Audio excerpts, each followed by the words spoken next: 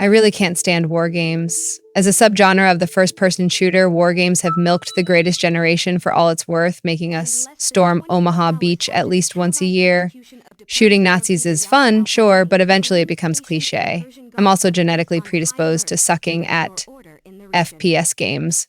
If you stuck me in front of an Xbox 360 with a monkey who has never played Halo 3 before, the monkey would win, 9 times out of 10. If it's not called Metroid Prime, I am horrible at it. Having said that, you can only imagine my shock and awe when I became completely enraptured in Activision's Call of Duty 4, which is making its rounds on the more modern consoles.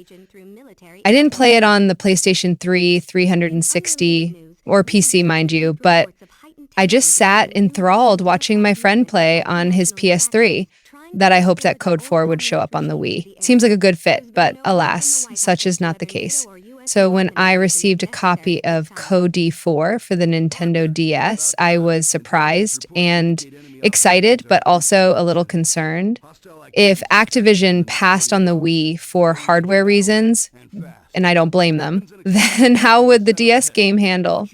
Ladies and germs, Call of Duty 4 on the DS is absolutely incredible. It is a non-stop thrill ride that literally does not stop until the credits roll.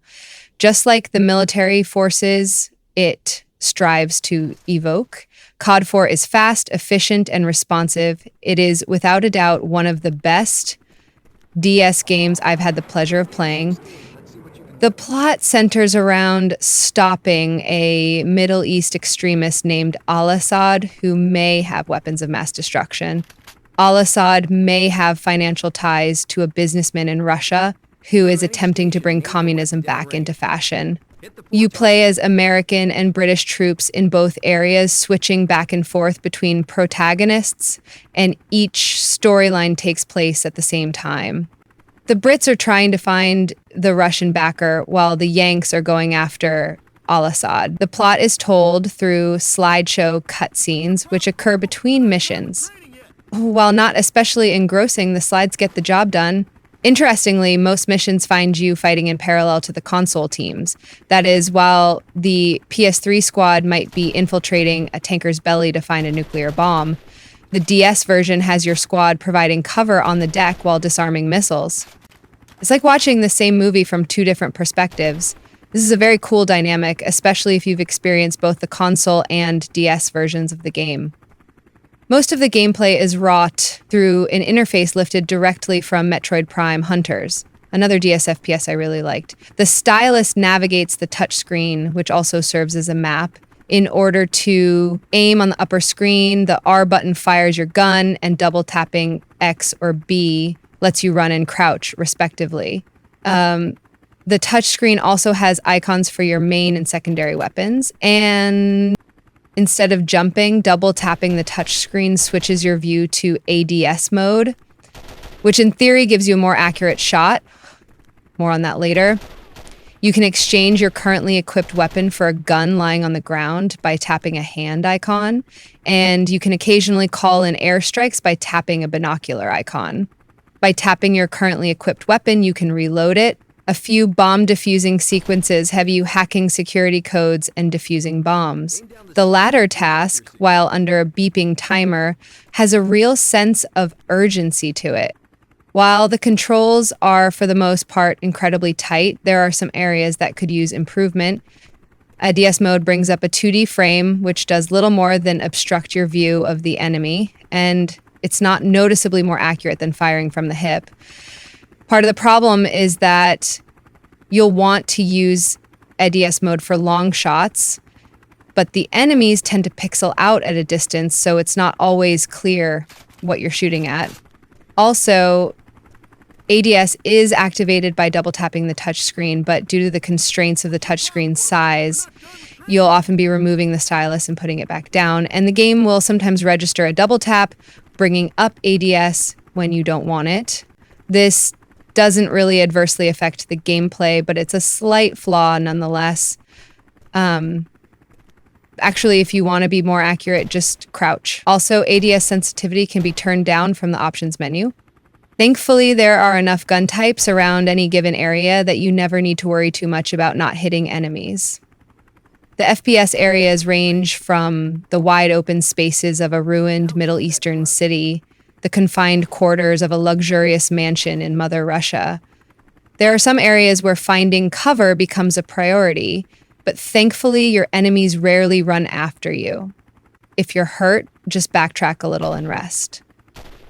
The FPS gameplay is engaging and exciting, and its fast pace is almost exactly like the tone set by Code 4's big console brothers. Although I wish there were a few more spots for airstrikes, the gunplay is second to none. These sections only become tedious in the last few missions when your guard is constantly up and enemies fill the halls, but even then, adrenaline is pumping, and then you've got the uber missions, like the one where you're the gunner on a helicopter spraying Arab militia from here to Kingdom Come. And the coolest mission on the console versions is back in full force here. You're manning a 105M cannon, firing it with wild abandon at enemy troops while your boys on the ground scout out enemy encampments. The graphics are fantastic considering the hardware this game is running on. Enemies animate fairly smoothly, the game looks noticeably better than N64 games like GoldenEye and Perfect Dark, and without the slowdown that crippled the latter. Although there are no real lighting effects to speak of, the overall color palette is light enough that you won't have trouble seeing enemies, especially since your map's sonar often detects them as red dots before you're shot to hell. Some sequences, like the opening gunner mission, boggle the mind with their technical skill. You'd expect some chugging or environmental pop-up while zipping through a canyon, firing on enemy troops while helicopters fly overhead, but nope. It all looks absolutely beautiful all the time. Adding to the impressive specs is a boatload of spoken dialogue. To get the most out of the game, in fact, you'll want the volume turned up all the way, as objectives are often given to you over the speakers rather than in a text box. During the critical air support missions in particular, a good ear is an absolute necessity. There's no noticeable musical score, aside from a few critical missions, but you'll be too busy paying attention to gunshots, vehicle noise, and your commanding officer to care. My only complaint with the sound is that many of your fellow military officers sound like high schoolers, not the rough and tumble Marines you keep hearing about. I'm sad to report that COD 4 on the DS has no online multiplayer. There is both single and multi-card play, although the available game types are a bit lacking. Deathmatch and Team Deathmatch. Who'da thunk it? And unlike Metroid Prime Hunters, there is no stat tracking. The lack of Wi-Fi play really hurts COD 4 and limits its lastability, but I can't really knock the solo effort. But the game's biggest strength is in how well it establishes the tone and feeling of the console COD 4 games. The fast-paced mission structure and gameplay are all distinctly Call of Duty, and everything performs beautifully. In addition to that, COD 4 on the DS is just a damn good game and will keep you entertained for quite some time.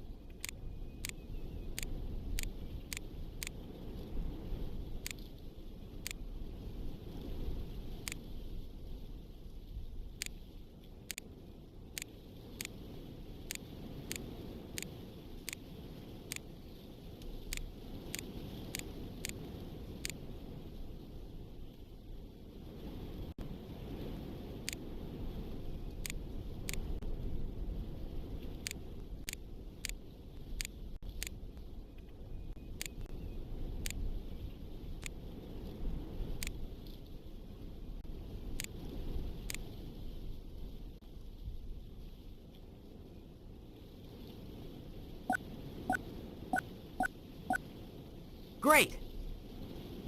Step up to the disarming station and disarm that bomb.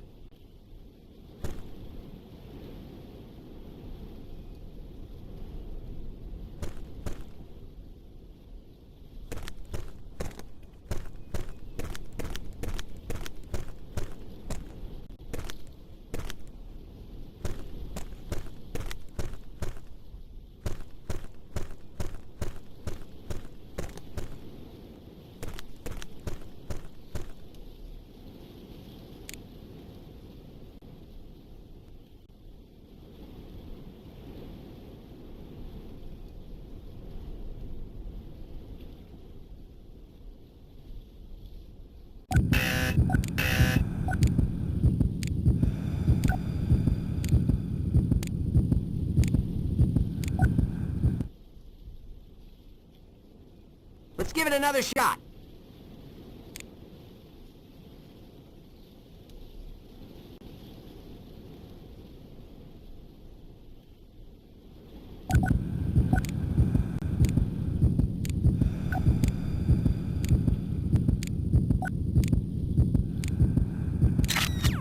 That's it.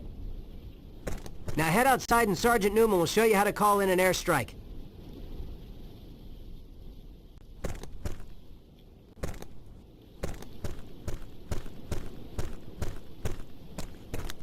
Are you ready to take out some heavy metal? Use your binoculars to target the T-72 downrange. Press the fire button when targeting cursor turns green.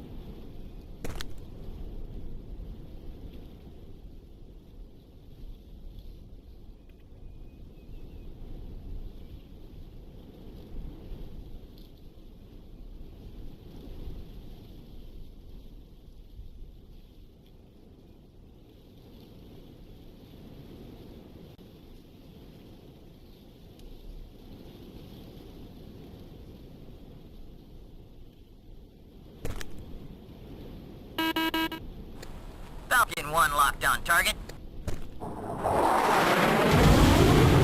Good work, Parker. Air support has left the area. That means we're done here. Remember, you can only call in an airstrike when air support is in the area. We're under attack!